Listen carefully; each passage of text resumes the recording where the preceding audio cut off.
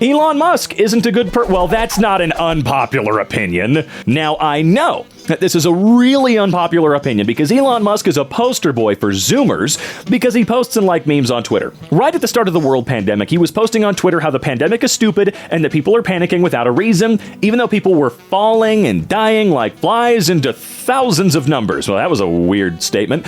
He belittled the virus and said how it was not that bad, and even compared it to a common flu. Now, he posts tweets to free the country that people have lost their freedom. Other than that, he is praising Texas on Twitter for opening up stores and businesses. This is a great example of a billionaire that doesn't care. Oh, this must have been, I see. Was this before he bought Twitter? I feel like this was, because it's not called X, it's called Twitter. No formerly or nothing. It's just Twitter. I feel like people realized a lot longer ago than just the pandemic that the dude was a complete asshole. The night before a day off work is way better than the actual day off. Yeah, staying up late feeling like you've got all the time in the world the night before a day off is 10 times better than the actual day off where you need to be asleep by a certain time to get up for work the next day. Absolutely. That night, it feels like pure freedom. It feels like the actual break. And then the next day, you've already got a goddamn restriction on, when you need to be doing something. You already have a timer. You wake up, you don't get up at any particular time. You're sleeping in, but you get up, you've got a timer going for when you gotta get to Betty Boo tonight. You don't get to have fun today. It's just garbage. Caller ID should be mandatory. No person or organization should be able to hide behind unknown caller. If you have access to my phone number and have chosen to contact me, I should have a right to know who you are. I can agree with that one. I never answer my phone if it's caller unknown, and that should be a problem in an emergency. At the same time, I can get up to 10 unknown calls a day from 2 separate numbers attached to a single device. If you're calling me, I should have a right to know who you are, and yes, that should influence if I will answer or not. Yeah, I don't like the hiding thing. It always felt strange being able to anonymize yourself, so to speak, through the phone. I don't know. It just feels a little bit weird. Phrasing post titles like, my 24 female dad, makes it sound like your dad is a 24-year-old female. I hate reading posts like that. Seriously, what's up with that? Just write, I'm 24 female and my dad 48 male, something. This is so confusing. Every single time I have to go back and reread the sentence. If children are required by law to attend school, it is the job of the school to feed them for free. Absolutely. I am so sick and f***ing tired of people who will argue against children being able to eat. If you create a system where kids can have a lunch debt, you should just disappear. Leave. I don't care where you go. Go live in the goddamn woods. You do not belong with us until you learn some kind of a lesson. All kids deserve to eat. They deserve to be fed. They deserve to be safe. You can't legally require kids to be in school for 6 to 8 hours a day and not feed them. On top of that, since schools receive federal funds for the food, making kids pay for their meals means that the schools are essentially being paid twice for the same meal, which is always garbage, by the way, since the government pays for them. Plus, the students pay for them. I was very, very, very lucky that my mom was able to get into a free lunch program when I was a kid, because if she had not done that, I probably would have been able to eat maybe 2 weeks out of the 12 or so years I was in school. That is not a fucking joke. Redditors are the I'm not like other girls of social media users, which is so funny because they're just as dumb as the rest. I don't know how unpopular this is. I don't have a whole speech prepared. It just occurred to me. So quirky, so different. Have to be an intellectual to use it. Yikes. Yeah, it's kind of like the Rick and Morty of social media, you know? You have to have a certain intelligence level to use it. Of course, not everyone's like that on Reddit. Most of them are normal. I think most people that use social media are normal because social media is fun. That's why it's popular, because it's fun. Not everybody in the world is a narcissist or an asshole or a murderer, whatever. That's not how that works. Okay.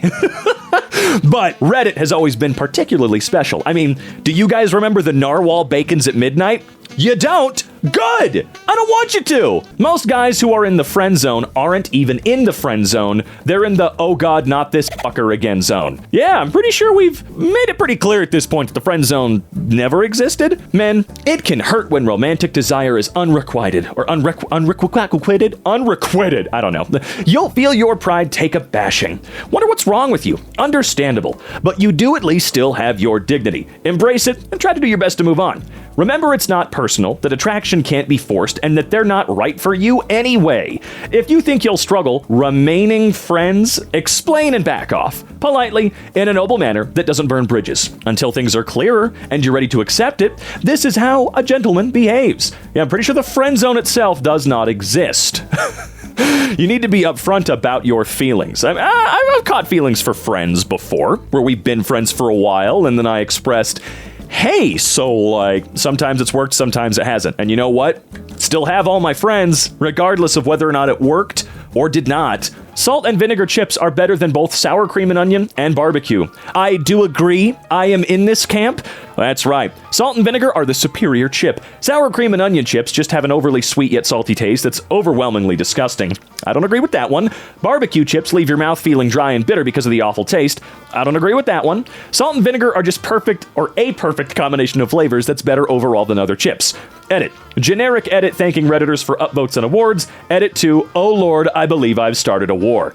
Now, let's take this war, make it a little more specific. What brand of salt and vinegar chips is the king? I'm gonna go with... Actually, I can't choose. I don't know. Lighthouse? That's a brand, right? I think that's my favorite. I don't know.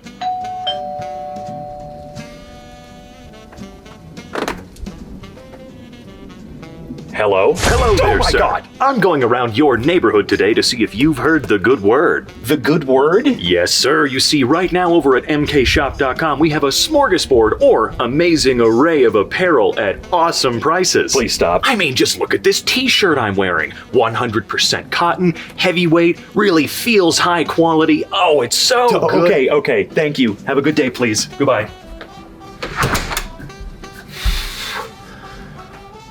The best part of yogurt is not the yogurt itself. Wait, what? But when the yogurt sits for a good deal of time and settles, leaving that wonderful liquid floating atop, drinking that liquid is much, much better than the actual yogurt. You son of a bitch. Oh, I hate you. I visualized that, and now my day is ruined. I would rather date someone with no social media presence than someone who posts several selfies a day across multiple social media platforms. Right. I still haven't met a person that does that, though. I found people with less social media presence tend to be less narcissistic and worlds more interesting. It seems like everyone wants to be an influencer nowadays or needs to feel validated for whatever reason. Well, the validation comes from probably crappy upbringing, and no, not everyone wants to be an influencer. You've met like 4 fucking people that want to do it and you're pissy about it. Don't even get me started on influencing. You can be a catch and not put yourself out there so much. I don't know, maybe I just enjoy my privacy. That's fine. There's also nothing wrong with being a little goofy on social media. I don't like having selfies of my spouse and I posted every day and to have my personal life plastered across the internet. I doubt I'm alone. Oh, you're not. Absolutely not. But we gotta stop pretending that just because someone does have a social media presence or likes to post selfies or share what they're doing in their lives or whatever are inherently inferior to you in any way. The buff teenagers played by 20-year-olds are incredibly detrimental to teenagers' self-esteem. Yeah, that one I fully agree with. It's impossible to watch something nowadays that's aimed towards teens without these portrayals. This is creating massive delusions for young teenagers in terms of what they think they will look like or should look like, and it's terrible. It should be banned. They are designed to be idolized or even sexualized and displayed as desired. So, what do you think it does to a person who doesn't look like that? Certainly didn't help me in any way, shape, or freaking form. Oh, it's so annoying seeing people like Freddie Prinze Jr. playing a 17-year-old or an 18-year-old. And like, man, bullshit. He was like 43 when he did that. It should be illegal for companies to advertise that a phone has a certain amount of space only for half of it to be occupied by the operating system. Well, I don't know of any phone operating system that takes up half the space? This goes for a lot of electronic devices. I'm sick of realizing the 64-gigabyte phone I bought actually only has 40 gigs of space. Imagine signing a lease to rent an apartment that has 3 rooms. You toured it and everything. All sources told you there would be 3 rooms. Then when you open the door on the first day of your lease, you see you actually get 2 of the rooms because the landlord needs to use the third. It's just not okay. I mean, yeah, I understand that. It's just storage space in an electronic device does not function the same way that, say, an apartment with empty space does. It's not quite the same thing. I do agree. I do believe that if you are advertising 256 gigabytes of space, I should be able to at least use 95% of that.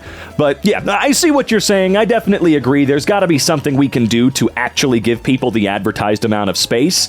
But I don't know. I'm crazy. We don't need free college. We need to acknowledge the fact that the majority of jobs asking for a degree right now don't actually require one to do the job effectively. Of course they don't. Every developer and programmer I know says they learned far more in one summer programming an app themselves than in college. I have a mechanical engineering degree, but I make 6 figures doing nothing that was taught to me in school. Most jobs, even office ones, of a technical nature, are specific enough that you learn what you need in a training period on site. It's stupid how we demand everyone get a college degree unless they want to do labor or vocational work. It just isn't necessary. If you want to be an aerospace engineer or neurosurgeon, yeah, you need a degree, but you sure as hell don't need one to work technical support at Salesforce or play with spreadsheets. Very true. It's just these companies want to offload the cost of training you as much as they can to a school. It's funny because they're still going to train you. You know what? Photoshop your degree. I don't give a shit. Like, what's the problem? Also, college should definitely be like 95% cheaper than it is across the board, if not free. That should be the case. Education should not be walled behind debt or being rich. Absolutely. So, I agree with you, but college definitely should be something that we all have a right to. Education should be a right. Because it feels like one right up until you become an adult, and then they're like, well, go f*** yourself then. But yeah, jobs need to knock off this degree bullshit that they absolutely do not need. The most annoying thing about the internet is that everyone assumes you're from the US or know everything about the US all the time. That's why I appreciated the Ask an American subreddit. I thought that was nice. As a British guy, I shouldn't have to know everything about the US or have to introduce myself as the British guy every time I talk to someone online. Well, I mean, if you're talking in a voice chat, no one's gonna need to have you clarify that. I also don't want to be treated like some mystical being from lands afar just because I speak a little differently. The internet, unless you're playing a game where you can pick the server location, is a worldwide thing that isn't based in one location. It can be used by anybody. Most people on the internet aren't even from the US. And my biggest pet peeve through all of this has to be when Americans say the world, but really just means the US. The world is all country, not just all the states. Well, to be fair, most of us are pretty aware of that. I know it's a whole thing that Americans are completely stupid and worthless in everyone's eyes outside of the US, but we're not. And just because you've met 5 people that act like that, you know, it's the generalization thing. AM and PM is dumb. Everyone should use 24-hour military time. Sure, man, if that's how I was raised, I would not have a problem. And I know it's easy to learn, but not for me. Not for me at all. And there's probably a few of you that are about to start typing like, what do you mean? You're just No, I am. When I say I'm stupid, I don't mean I'm dumb. I mean, I am goddamn stupid. That's not a joke. I've had it measured. I'm not smart. There are 24 hours in a day, not 12. Duh. Adding AM and PM is an extra step and makes signage unnecessarily confusing when they are omitted. Even if you're used to the 12-hour format, the math is really easy to make the conversion. I can't do math. I can't. Even if it's like, oh, just take 2 away from... I don't give a shit. That's not the point. We're not all the same. Some of us have serious problems with the simplest thought processes. And you have to accept that. Also, AM and PM is, sure, one extra step, but it's also not fucking difficult to follow at all. Sure, if a business omits AM or PM, it's gonna get a little annoying, but I have yet to see one that does omit AM or PM. If you have to say, I'm an atheist, every time someone says something like, bless you, then you're truly an ass. I only say stuff like that if I'm being an ass on purpose, like a funny type of ass. Achoo, bless you. I'm an atheist, good sir. You know, like, of course I'm not being goddamn serious. It just makes me so angry to see someone say crap like this because the person was trying to be considerate and you ruined it. It bothers me so much every time I hear it. I'd consider myself agnostic, but I don't go around flaunting it. I bet you drink Dr. Pepper, don't you son of a bitch? I think this goes well with any religion, really. Not convinced on the shirt, eh? Well, what about this fantastic hoodie? I mean, come on, I've never worn one more comfortable. Who are you? Did I mention that I have a YouTube channel? It's right here, or in the description below. And I would really appreciate any viewers out there to come on over and see what I have to offer. I'm calling the cops. That's fair. If I catch a baseball at a major league game and you send your kid over, you're the asshole, not me. I can totally understand that. You can't use your kid as some kind of guilt trip. I've been going to baseball games my entire life. I've well over 1,000 games attended. One of my lifelong dreams is to catch a baseball in the stands. To me, that is a chosen from the baseball gods. Well, type of moment anyway. Lately, I've been seeing more and more where someone catches the ball, a parent will send a kid over to collect their prize. Everyone boos the person who caught the ball for not giving it to the kid. The person who caught the ball has likely been waiting since they were that kid's age to catch one, and now they have an entire section, if not the stadium, bullying them to give it to some little kid that will have zero appreciation for it because they just did what their parents told them to do and went over and asked for it. Obviously, if I ever catch a ball, I will break it to the kid that inevitably gets sent over. No, I will not give them the ball, and I will take my booze. But to the parents who send their what? Their sex trophy? What? What? I've never seen someone say that before. Over to collect something that they aren't entitled to. You're a horrible parent/person, and I don't feel bad that your kid is sad now. It is your fault. I can totally understand that. Again, like I said before I read this, your kid is not some guilt trip you get to use so that because you know the kid, they're going to care about it for maybe 20 minutes, and then mom or dad gets it. However, I do think we should absolutely bully the shit out of the rare video that pops up. There's at least one out there that circulates every couple of years of a woman just yanking it from a kid's hands. Now that is some weird behavior. Pro tip, keep a faux ball with you at every game in case you get lucky. See a kid coming over, arms outstretched, give him the old switcheroo. Kids, walk away happy with the faux ball. Audience praises you for being a pro. Enjoy the rest of the game with the real one tucked away. You know what? Honestly, if you think for 1 second that you might have a chance of catching the ball, actually do this. You never know. If they let you bring one in, that is. A lot of the television shows using fully adult actors in a high school setting could easily change their plot to revolve around a college setting instead of the weird fixation television has on displaying the sex lives of high schoolers. Why is it such a universal thing to do that? It's not just us either. Sure, I think we have more live action shows that do that sort of thing, but over in other countries they have more animated shows that do that sort of thing. Not specifically the sex lives in particular, but saying sex lives does not mean that we have to see them doing it all the time. You know, it's just kind of strange, the obsession with being a teenager. I think a good example of this is the show Riverdale. If you don't know, it's a show using the characters of Archie comics in a teen murder drama. That's what it was? I'm sorry, is that true? They're using the characters of Archie comics in a murder drama? I need to watch that pile of crap. In that show, their lives are about whatever big mystery is going on. Their relationships and their friends. The characters in the show are high school age, 16 I believe, but a majority of the cast are actors in their mid-20s. One is almost 29. In the show, or as much as I've seen, being an actual high school student occupies very little of the characters' lives, and the aspects of high school we do see the characters participate in could be more or less translated into a college setting. So why even make them high school students? I know to reach a youth audience and whatever, well, probably not that, but seeing how a lot of this show's content displays very sexual relationships between characters, I feel it's a bit weird seeing all these high school age relationships so graphically being acted graphically. Okay, maybe what I said before, never mind, doesn't hold me water. I'm realizing now that Riverdale isn't the best example. A plot point of season 1 is an inappropriate teacher-student relationship, but there are a lot of shows like this out. I think Hollywood should stop fetishizing high school sexual well, yeah, Hollywood needs to be completely rebuilt from the ground up. Burn it all down and restart. My issue with it isn't so much the displays of sex, more that the show creators are leaning so heavily into all the displays of sex of people who are supposed to be minors. Gives me a weird voyeurism vibe.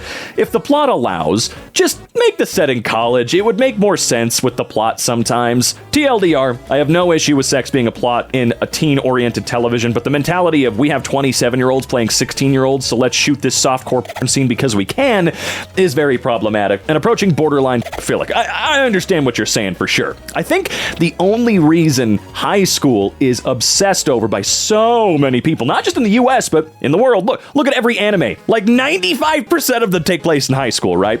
I feel like even if high school was a shitty time for you, it turns on a little nostalgic switch in your brain. Sure, your nostalgia may not be positive in that moment, but there's something about the setting that feels weird. It hooks you. I don't know why. Making fun of men who lose their hair because of male pattern baldness is body shaming. That is true. Absolutely. Watching yourself lose all of your hair and not being able to do anything about it is an agonizing process, and no one deserves to be made fun of for it. It's just as bad as any other form of body shaming, and people who do it should be called out on it. If you think making fun of people who are fat, skinny, small, big, etc., is bad, but making fun of bald people is okay, then you are a hypocrite. As somebody who does have male pattern baldness, who is actively losing their hair day by day, and the only reason I haven't lost more is because I am taking drugs that increase my risk of cancer so that I can keep my hair, yeah, fuck that. Quit being an asshole about people losing their hair. I think I've said it before, if you're gonna lose it all, lose it all. There's only a few dudes that I feel like can actually pull off the completely bald on top, hair on the sides look. It's just really not for everyone. So at that point, just get rid of it all. Why not? It's not that much extra work, right? A lot of people think it's okay to make fun of short men, balding men, men with small dicks, fat men, etc. Unfortunately, the world isn't ready to talk about how this hurts people. Oh, they don't care if they hurt men. Horse owners should pick up their shit just like dog owners have to. Do they not? I don't care how big that bag would be. Just hang it onto the horse saddle somewhere. I absolutely hate slaloming around these piles of shit while riding a bike somewhere. That problem feels very specific. I've never encountered such a thing. Instead of writing sequels or prequels to books, I feel like more authors should write equals to their books, where the same story, same events, all happen, but it's told from a different perspective of a different character. I could understand that. It has to be different enough, though. It cannot be just a different perspective. Let me tell you why. I used to make Gmod videos with my friends on a channel called Zycron. Very, very fun. However, the reason I was never super successful, aside from me not being funny and the videos just being a product of their time, and them all being the same, essentially. We just did the same. Not the point. The point was, there were like 4 or 5 of us in a recording session, and we would all upload the same goddamn thing. However, it was from a different perspective. So you would see slight variances in the content. Slight variances. But honestly, not enough to make it worth it to go to every channel and watch every perspective. So you'd have to approach this in a very particular way. I've always thought the idea of equals for a novel would be incredibly interesting. To read the exact same story, but from a different perspective. I imagine this would be great for the Harry Potter books, as there was so much depth shown in certain characters that it's a shame we only got to read it from Harry's perspective. This idea of equals would also allow readers to see depth and traits in a character they may not have seen before just by reading the main character's perspective. Now that I read this part, absolutely, there are definitely some stories that could totally benefit from allowing us to just see what that other dude's doing. It's kind of like, I'm thinking of another example that's not perfect, obviously, but when I started watching Orange is the New Black when it came out, you had that whole first season that followed that original main character, but then, to keep things interesting, they started having episodes that followed another character completely, and eventually I forgot about that first main character almost entirely. I mean, they came back, still, all that fun stuff, but you really, in a story, have to explore everyone. If they're recurring, we need to explore everyone. You can't just stick with one person.